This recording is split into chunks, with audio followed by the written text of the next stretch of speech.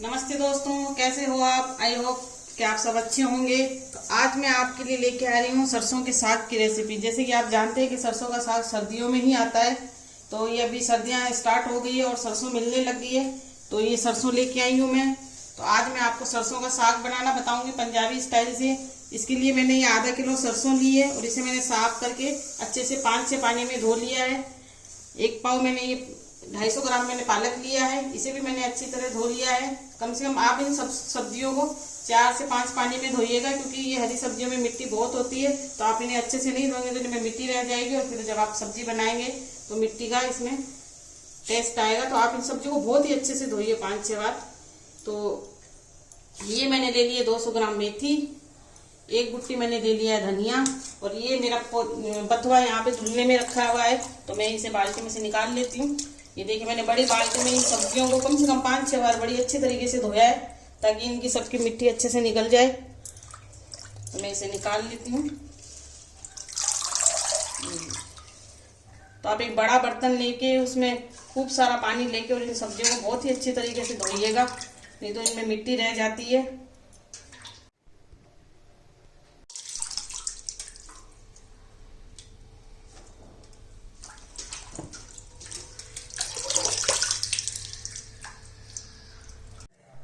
तो मैंने इन सारी सब्जियों को अच्छे से धो लिया है 4-5 पानी में। तो अब मैं इस सरसों को काट लेती हूँ। मैंने इस सरसों को बिना काटे इसलिए धोया है क्योंकि जब ये साबुत रहती है तो ये अच्छे से धुल जाती है और इसकी मिट्टी भी बहुत अच्छे से निकल जाती है। इसलिए मैंने इसको काटने से पहले धो लिया, क्योंकि अगर इसको पहले काट ले तो ये बहुत बारीक हो जाती है, फिर इसको धोने में दिक्कत आती है। इसलिए मैंने इसको पहले अच्छे से वॉश कर लिया और अब मैं इसको बारीक बारीक काट लेती हूँ। तरीके से आप चॉपर से भी काट सकते हैं, चॉपर पे रख के, और अगर इस तरह हाथ से काटना चाहे तो हाथ से भी काट सकते हैं। आपको एक बात का ध्यान रखना है, जब आप सरसों लेने जाएं तो सरसों कच्ची होनी चाहिए, उसके डंठल ज्यादा मोटे और पके हुए नहीं होने चाहिए। देखिए जिस तरीके से इस सरसों के कच्चे कच्चे डंठल ऐसे होने चाहिए। अगर आप ज्यादा पकी हुई सरसों लाएंगे तो वो टेस्ट में भी अच्छी नहीं बनेगी सब्जी, और उसको बनने में भी बहुत टाइम लगेगा, उनको घुटने में बहुत ज़्यादा वक्त लगेगा। इसलिए आप इस बात का विशेष ध्यान रखिएगा कि आप जब भी सरसों लेके आए तो सरसों के डंठल कच्चे होने चाहिए और उसमें फूल नहीं होने चाहिए। तो मैं देखिए इस तरीके से बारीक बारीक इसको काट लेती हूँ।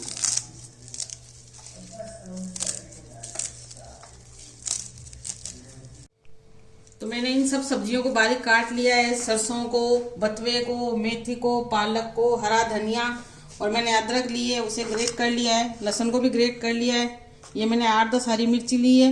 तो इन सबको मैंने सामानों को बारीक बारीक काट लिया है। और दोस्तों अब चलते हैं सब्जी बनाने के लिए। तो मैंने गैस पे एक ये भगोना रख दिया बड़ा। आप कोई बड़ा ही बर्तन लीजिए, क्योंकि एक बार ये सब्जियां थोड़ी फूली भी रहती हैं तो उन्हें स्पेस चाहिए। अब मैं इसमें डाल देती हूँ 1 गिलास पानी। मैंने इस बर्तन में 1 गिलास पानी डाल दिया है। अब मैं ये सारी हरी सब्जियां डाल दी इसमें। ये साग डाल दिया मैंने इसमें।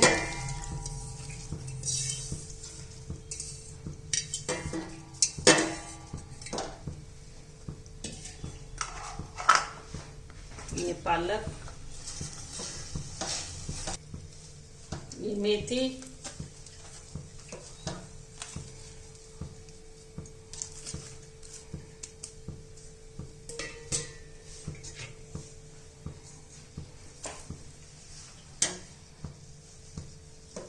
बथुआ,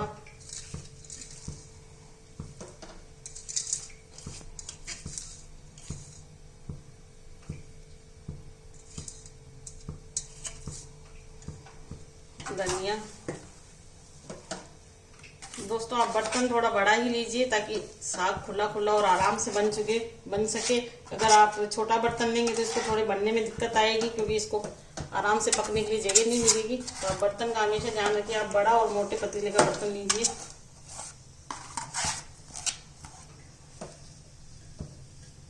अब मैं इसे ढक देती हूँ ताकि ये साग थोड़ा इसमें नीचे बैठ जाए बर्तन में। हल्का सा हमें इसे खुला रखना ताकि वो ऊपर की ओर बाहर ना निकले इसका पानी। तो आप इस तरीके से ढक दीजिए इसको। तो ये साग थोड़ा नीचे बैठ चुका है। अब मैं इसमें डाल देती हूँ हरी मिर्ची।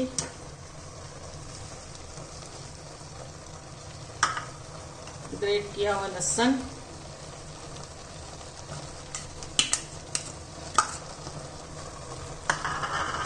ग्रेट किया हुआ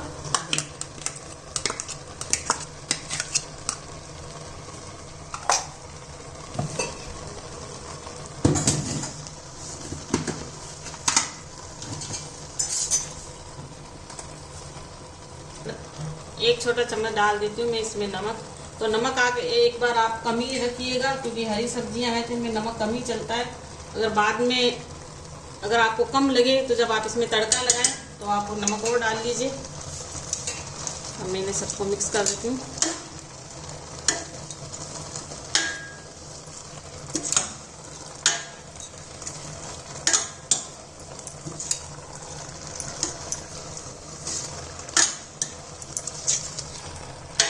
मैंने इसमें सब्जियां डाली थी तो कितना ये फुल भर गया था, और अब ये धीरे धीरे पूरी सब्जी पक के और भाप से नीचे बैठ चुकी है, तो एकदम ये आधा बर्तन हो चुकी है। तो मुझे तो ये खुले बर्तन में ही अच्छी लगती है पकी हुई सब्जी, इसलिए मैं बना रही हूँ। अगर आपको जल्दी बनानी हो तो आप इसे कुकर में भी बना सकते हैं। आप इसमें बस इन सारी सब्जी को कुकर में डाल के और 3 से 4 विसल लगा लीजिए, ये कुकर में भी बन जाती है। पर मुझे इस तरीके से खुली बनी हुई अच्छी लगती है, इसलिए मैं बना रही हूँ। अगर दोस्तों आपको कुकर में कैसे बनाते हैं उसकी रेसिपी चाहिए तो आप मुझे कमेंट बॉक्स में लिख के बताइए, तो मैं आपको कुकर में बनाना भी बता दूंगी कि सरसों का साग कुकर में किस तरीके से बनाया जाता है। मैं इसको अब ढक देती हूँ, बस थोड़ा सा इस तरीके से खुला रखते हुए, और हम फ्लेम को सिम कर देते हैं ताकि ये सिम आंच पे धीरे धीरे धीरे धीरे मंदी आंच पे पकता रहे। तो साग को पकते हुए 15 मिनट हो चुके हैं। अब मैं इसे चेक कर लेती हूँ। देखिए, तो मैंने साग में पानी डाला था, तो अभी तो हमारे साग में एकदम प्रॉपर जितनी ज़रूरत है उतना पानी है, तो मैं इसमें पानी और नहीं डालूँगी। अगर आपको ऐसा लगता है कि साग में पानी कम हो गया तो आप गर्म करके थोड़ा सा इसमें और डाल सकते हैं। अब दोस्तों मैं इसे मधानी से घोटूँगी हल्का हल्का, इस तरीके से हम इसको गोल गोल घोटते हुए बनाएंगे। हमारे यहाँ तो इसको मधानी कहते हैं, कुछ लोग इसे रही भी कहते हैं।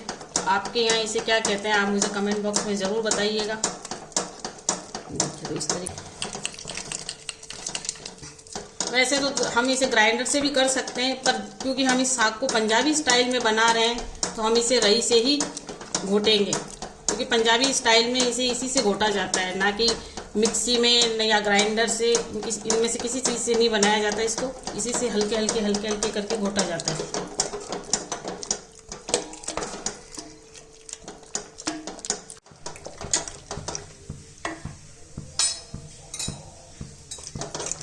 तो देखिए दोस्तों, ये साग बन के हमारा रेडी है। तो इसे करीबन बनने में आधा घंटे के आसपास लगा था, और मैंने इसे अच्छे से घोट लिया है, एकदम चिकना कर लिया है। तो आपको इसको घोट के एकदम इस तरीके से चिकना करना है, ये देखिए। और अब मैं इसमें डालूंगी आलन, जैसे भी जो मक्के का आटा होता है, बाजरे का आटा, उसे पंजाबी में आलन कहा जाता है।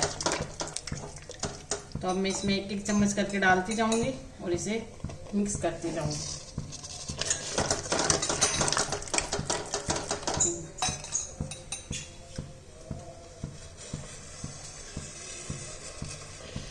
दोस्तों आपके यहाँ इसे आलन को क्या कहा जाता है तो आप मुझे कमेंट बॉक्स में ज़रूर बताइएगा।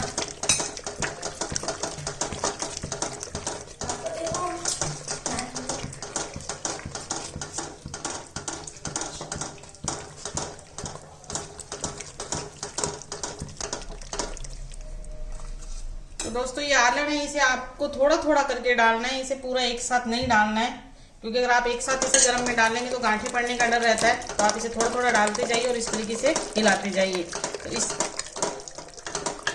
देखिए हमारा साग रेडी है। मैं आपको इससे फ्लेम से गैस से नीचे उतार के अच्छे से दिखाती हूँ। ये देखिए, तो पंजाबी स्टाइल में हमारा सरसों का साग रेडी है, और अब हम इसमें तड़का लगाएंगे और इसे खाएंगे। तो अगर आपको साग का पंजाबी स्टाइल का जो स्वाद लेना है तो उसके लिए आपको इस साग को इसी तरीके से खुले बर्तन में ही बनाना है, क्योंकि हम कुकर में बनाते तो बन तो झटपट जाता है पर वो स्वाद नहीं आ पाता। अभी मैंने ये साग बनाया तो इसमें इतनी अच्छी खुशबू आ रही है, ऐसे मन कर रहा है कि बिना तड़का लगाए इसको खा लिया जाए।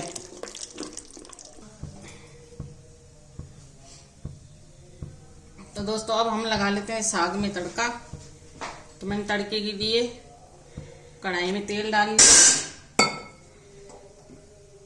मुझे सरसों के तेल में तड़का अच्छा लगता है, इसलिए मैं सरसों के तेल में लगा रही हूँ। आप घी में भी लगा सकते हैं। तो तेल गर्म हो चुका है, अब मैं इसमें डाल देती हूँ प्याज। इन प्याज को 1 मिनट भून लेती हूँ।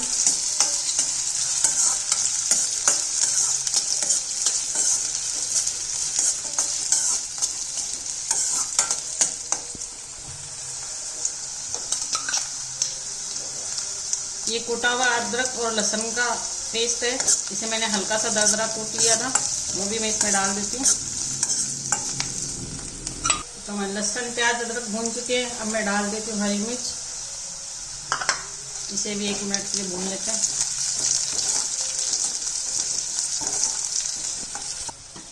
तो हरी मिर्ची भी भून चुकी है और अब मैं इसमें डाल देती हूँ साग। तो मैं पूरे साग का एक साथ तड़का नहीं लगाऊंगी, मैं इसे ठंडा करके फ्रिज में स्टोर कर दूंगी। और मुझे जैसे जैसे जब खाना होगा मैं थोड़ा सा साग निकाल के और उसमें तड़का लगा लूँगी। तो आप भी ऐसे कर सकते हैं। आप साग को सिर्फ पका के और उसे स्टोर करके रख लीजिए, और आपको जब भी खाना हो तो आप उसे फ्रिज में से थोड़ा सा निकालिए, तड़का लगाइए और खाइए। तो वो गरम गरम तड़का लगा हुआ साग और भी स्वाद लगता है, उसका टेस्ट भी और बढ़िया आता है। तो आपको एक साथ इस तरीके से तड़का लगा के रखने की ज़रूरत नहीं है। साग को मैंने 2 मिनट पका लिया है। अब मैं इसमें डालूंगी ऊपर से 2 चम्मच घी। तो देखिए ये मेरा घर का निकाला हुआ घी है, मैं घर में अपने मलाई इकट्ठी करके उसका घी निकालती हूँ। तो देखिए घी का कलर भी कितना अच्छा है। अगर आपके पास घर का निकाला हुआ बटर हो तो आप वो भी डाल सकते हैं। तो मैंने तो क्या इसका घी निकाल दिया था, इसलिए इसमें घी डाल दिया।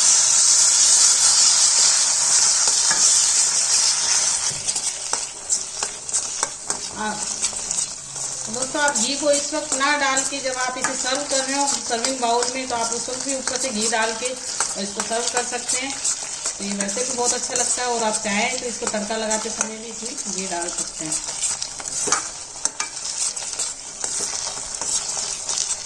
तो देखिए हमारा एकदम पंजाबी स्टाइल सरसों का साग बन के तैयार है। तो आप इसे इस मेरी स्टाइल से बनाइए, खाइए, तो ये आपको एकदम पंजाबी स्टाइल का स्वाद देगा।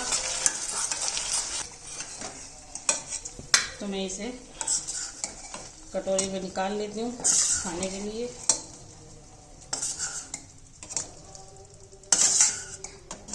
यकीन मानिए दोस्तों, इस साग की खुशबू इतनी अच्छी आ रही है, वाकई में लग रहा है कि जैसे पंजाब से ही बन के आया है ये साग। देखिए इसका कलर भी कितना अच्छा है और ये खाने में भी इतना ही टेस्टी होगा। तो आप मेरे स्टाइल से सरसों का साग बनाइए, खाइए, और मुझे कमेंट बॉक्स में ज़रूर बताइए कि आपको मेरी रेसिपी कैसी लगी। और अगर आपको मेरा वीडियो पसंद आया तो उसे लाइक कीजिए, शेयर कीजिए, सब्सक्राइब कीजिए और बेल आइकन बटन को दबा दीजिए, ताकि आने वाले वीडियो का नोटिफिकेशन आपको मिलता रहे। तो आप मुझे कमेंट बॉक्स में अपने अनुभव ज़रूर शेयर कीजिएगा। तो मेरा वीडियो देखने के लिए थैंक यू दोस्तों, बाय बाय।